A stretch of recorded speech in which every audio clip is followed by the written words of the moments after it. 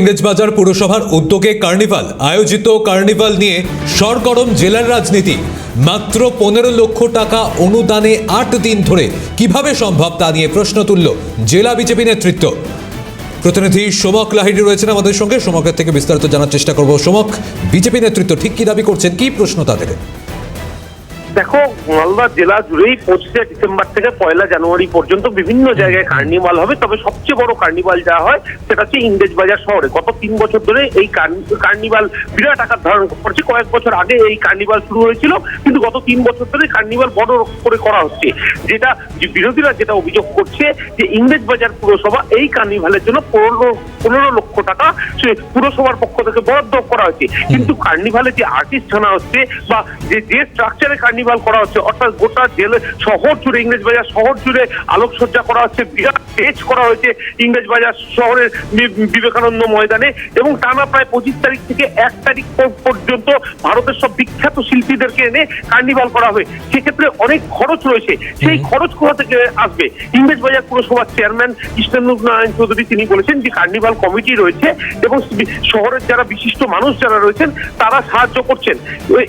এরই মধ্যে Malda merchant chamber of কমার্সের যিনি সভাপতি রয়েছেন জয়ন্ত কুন্ডু, তিনি দাবি করেছেন যে প্রমোটার থেকে শুরু করে কন্ট্রাক্টর এদের কাছ থেকে মোটা টাকা চাপ দিয়ে টাকা আদায় করা হচ্ছে। যদিও কৃষ্ণেন্দুবাবু বলেছেন জয়ন্ত কুন্ডু এর প্রমাণ দিক, টাকা থেকে আদায় করেছেন। আর এই নিয়ে শুরু হয়েছে রাজনৈতিক চর্চা।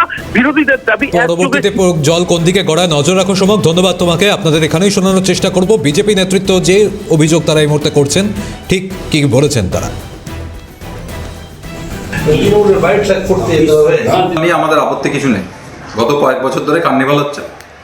এবারও বিওসি মিটিংয়ে আমরা উপস্থিত ছিলাম, আমাদের যে বোর্ড অফ কাউন্সিলের মিটিং, সেখানে এই ব্যাপারটা উত্থাপিত হয় এবং সেখানে হয় কার্নিভালের জন্য 15,000 টাকা বাজেট করা হবে এবং যেটা মিউনিসিপ্যালিটি দিবে।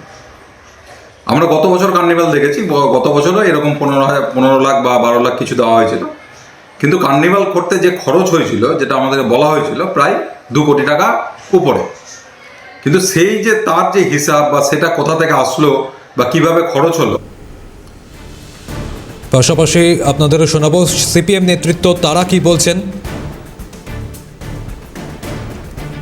কোনো ক্লাবও নয়, কোনো এনজিও নয়, কোনো ব্যক্তিগত তহবিল সংগ্রহের জায়গাও নয়। ইংরেজবাজার পৌরসভা জনগণের টাকায় ট্যাক্সে চলে। জনগণ হোল্ডিং ট্যাক্স দেয়, জনগণ ট্রেড লাইসেন্স ফি দেয়, তার ভিত্তিতে ইংরেজবাজার পৌরসভা চলে। ইংরেজবাজার পৌরসভার তো কেউ মালিক নয়। ইংরেজবাজার পৌরসভার যদি কেউ মালিক হয় তাহলে সেটা হচ্ছে ইংরেজবাজার শহরের মানুষ।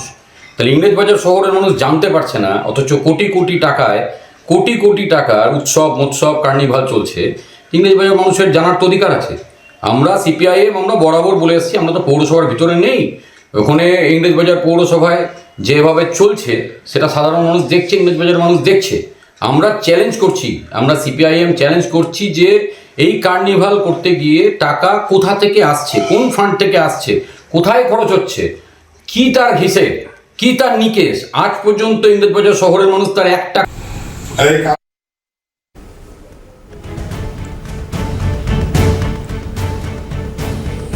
শাসক দলের পক্ষ থেকে কি বলা হচ্ছে শোনাবো আপনাদের। মিউনিসিপ্যালিটির যে কার্নিভাল হয় তাতে ব্যবসায়ীদের কাছ থেকে টাকা তোলা হচ্ছে। আমি ওনাকে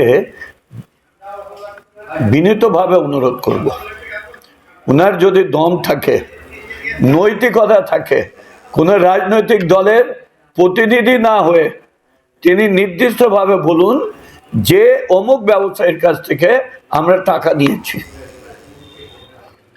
বিগত কয়েক বছর ধরে আমি যখন ছিলাম না চেয়ারম্যান, তার আগেও এখানে কার্নিভাল হয়েছে, এখনো কার্নিভাল হয়।